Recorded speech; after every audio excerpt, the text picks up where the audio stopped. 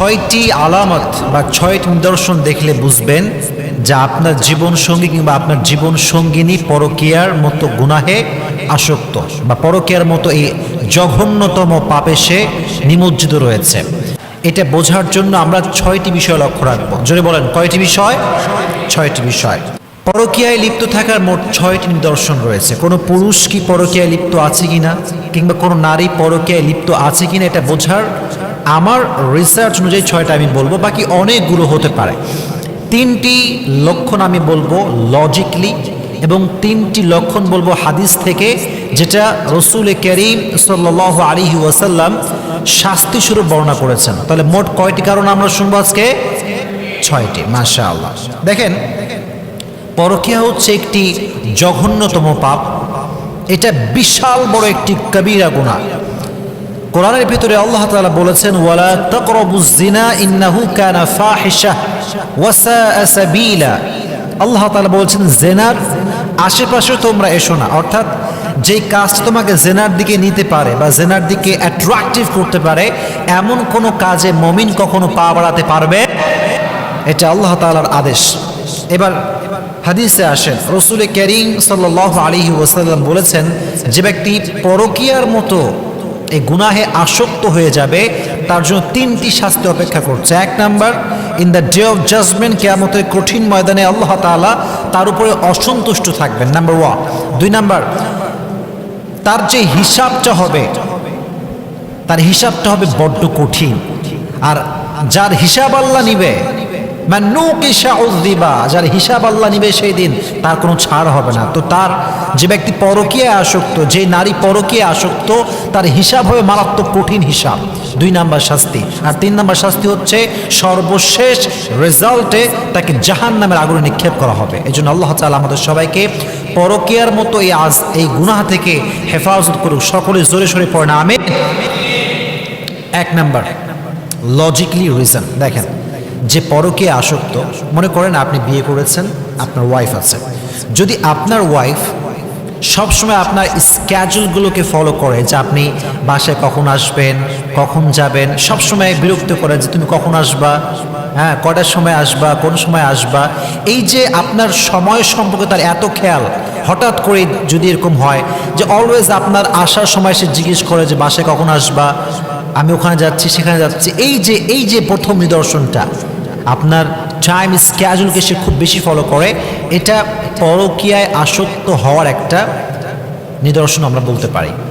কারণ যখন একজন মেয়ে কিংবা একজন পুরুষ পরকীয়ায় আসক্ত হয়ে যায়, তখন সে তার সঙ্গে যে লাইফ পার্টনার আছে তার টাইম সে খুব মেনটেন করে। কারণ দেখা যাচ্ছে যে সে যদি বাসার বাইরে যায়, সে আরেকজনে মিট করবে, কথার কথা ফর এক্সাম্পল বলছি, অথবা কারোর সাথে কথা বলবে। সো আপনি দেখবেন যখনই সে আপনার সময়কে খুব ফলো করছে, কখন আপনি আসবেন, কখন আপনি যাবেন, বারবার ফোন দিচ্ছে কখন তুমি আসবা, এটা যে অলওয়েজ পরকীয়ার নিদর্শন তা কিন্তু নয়। বাকি এটা একটা বেসিক একটি সাইন হতে পারে যে আপনার হয়তোবা জীবন সঙ্গিনী পরকীয়ায় আসক্ত আছে। এটা এক নম্বর কারণ। দুই নম্বর যে কারণটা সেটা হচ্ছে, যদি আপনার জীবন সঙ্গিনী হঠাৎ করেই, এটাকে কি বলতে পারি, বিউটি সচেতনতা, হঠাৎ করে খুব রূপের যত্ন, কোনোদিনও সাজে না গুজে না, সব সময় নর্মাল থাকে, কিন্তু হঠাৎ করে দেখা যাচ্ছে তার ভিতরে একটা পরিবর্তন, অলওয়েজ সাজে গুজে, মেকআপ, শাড়ি, গহনা, অলওয়েজ ছবি তোলা, কিন্তু আগে কিন্তু সেরকম ছিল না। আর সে যে সাজতে, সেটা আপনার জন্য না, আপনার প্রতি তার কোনো অ্যাট্রাকশন নাই। তো এই যে হঠাৎ বিউটি সচেতনতা, এটা পরকীয়ায় আসক্ত হওয়ার বড় একটা নমুনা। তবে সাজে বলে যে পরকীয়া করবে তা কিন্তু না, আমি জাস্ট একটা নিদর্শন হিসেবে এটা বললাম যে হঠাৎ করে যদি এরকম সাজাগোজা শুরু করে দেয়, কিন্তু আপনার প্রতি কোনো অ্যাট্রাকশন নাই, কোনো আকর্ষণ নাই, কোনো আগ্রহ নাই, এটা একটা নমুনা যে সে এই বিষয়ে পরকীয়ায় লিপ্ত থাকতে পারে। দুই নাম্বার। তিন নাম্বার হচ্ছে, যেটি খুবই মারাত্মক, সেটি হচ্ছে এই যে বর্তমানে ফেসবুক আসার পরে বা মেসেঞ্জার এগুলো আসার পরে বেশিরভাগ নারী, বেশিরভাগ পুরুষ পরকীয়ায় লিপ্ত হয়ে গিয়েছে। সো আপনি যদি দেখেন যে আপনার ওয়াইফ বা আপনার হাজব্যান্ড, মেয়েদেরকে বলছি, সারাক্ষণ আপনার সামনে চ্যাটিং করছে, সারাদিন ফোনে কথা বলছে, এটা কিন্তু বড় একটা নমুনা যে হয়তোবা সে পরকীয়ায় আসক্ত হতে পারে। কারণ কার সঙ্গে কথা বলছে, তার লাইফে আপনার সাথে তো কেউ নাই, সারাদিন কার সঙ্গে চ্যাটিং করেছে, সারাদিন কার সঙ্গে ফোনে আলাপ করেছে। সো এটা হচ্ছে বড় একটা নমুনা যে হয়তোবা সে পরকীয়ার মতো এই বাজে গুনাহে লিপ্ত আছে। আল্লাহ সকলকে এই গুনাহ থেকে হেফাজত করুক, সকলেই আমরা পড়ি আমিন। এটা হচ্ছে লজিক্যাল তিনটা রিজন। এবার আসেন হাদিস থেকে আমরা শুনি। বাইহাকির হাদিস, রসুল করিম সাল্লাল্লাহু আলাইহি ওয়াসাল্লাম বলেছেন, বাইহাকির 564 নম্বর হাদিস, যখন কোনো ব্যক্তি পরকীয়ায় লিপ্ত হয় দুনিয়াতে আল্লাহ তাআলা তাকে শাস্তি হিসেবে তিনটা জিনিস দেয়। জোরে বলেন কয়টা জিনিস? তিনটা বিষয় তার সঙ্গে ঘটে। এক নাম্বার, তার চেহারার যে উজ্জ্বলতা মানে বিউটিনেস, তার যে উজ্জ্বলতা, তার যে সৌন্দর্যতা, এটা হারায় যায়। এটা শুধুমাত্র পরকীয়া না, যে কোনো গুনাহ যখন আপনি করবেন তো এই গুনাহের একটা ব্যাড ইফেক্ট হচ্ছে আপনার চেহারা নূর হারায় যাবে। শুধু পরকীয়া বলে কথা নয়, মাস্টারবেশন হতে পারে, হারাম কোনো রিলেশন হতে পারে, অথবা অন্য কোনো হারাম যে কোনো কাজ হতে পারে।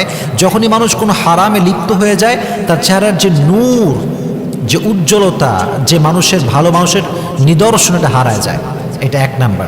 যদি দেখেন যে নিদর্শন হারিয়ে যাচ্ছে ভালো মানুষের যে নূর উজ্জ্বলতা, এটা একটা বড় আলামত যে সে গুনাহে লিপ্ত আছে। এটা এক নাম্বার শাস্তি।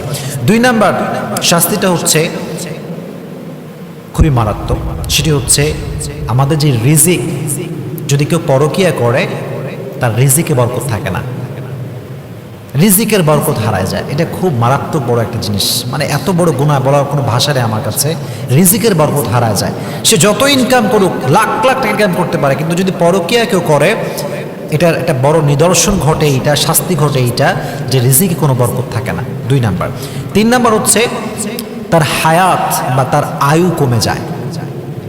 হায়াতে যেটা বরকত থাকে না আমাদের, এই বরকতটা কমে যায়। কেউ যদি পরকীয়া করে তার বরকত কমে যায়, আয়ুটা কমে যায়। এটা হচ্ছে তিনটি শাস্তি এবং তিনটি লক্ষণও আপনি বলতে পারেন। তো আল্লাহ তাআলা এই পরকীয়ার মতো জঘন্যতম অপরাধ থেকে আমাদেরকে সকলকে হেফাজত করুক। আপনারা সকলেই পড়েন আমিন।